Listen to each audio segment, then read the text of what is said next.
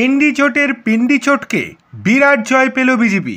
দমনদিউ এবং দাদরা নগর হাভেলির নির্বাচনে ভারতীয় জনতা পার্টি দুর্দান্ত জয়ের পর প্রতিক্রিয়া জানিয়েছেন প্রধানমন্ত্রী নরেন্দ্র মোদী। এই বিরাট সাফল্যে তিনি তার সামাজিক মাধ্যম এক্সে পোস্ট করে আনন্দ প্রকাশ করেছেন।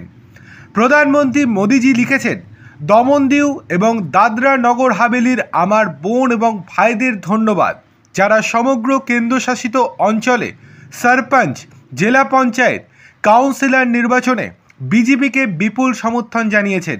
তিনি আরও বলেন, এটি প্রমাণ করে যে কেন্দ্রশাসিত অঞ্চলের জনগণ আমাদের দলের উন্নয়নমূলক কর্মসূচির সঙ্গে কতটা দৃঢ়ভাবে যুক্ত। আমি আমাদের তৃণমূল স্তরের কর্মীদেরও প্রশংসা করছি।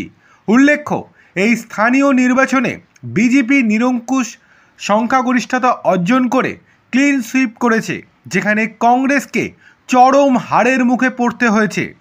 নির্বাচনে বিজেপি দমন জেলা পঞ্চায়েতের 16টি আসনের মধ্যে 15টি, নগর পরিষদের 15টির মধ্যে 14টি এবং 16টি সরপঞ্চ পদের মধ্যে 15টিতে জয়লাভ করেছে।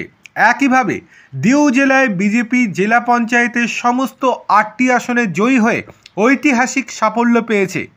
দাদরা ও নগর হাভেলি জেলায় বিজেপি জেলা পঞ্চায়েতের 26টির মধ্যে 24টি এবং নগর পরিষদের সব কয়টি 15টি আসনের মধ্যে 15টিতেই জয়লাভ করে নজির তৈরি করেছে।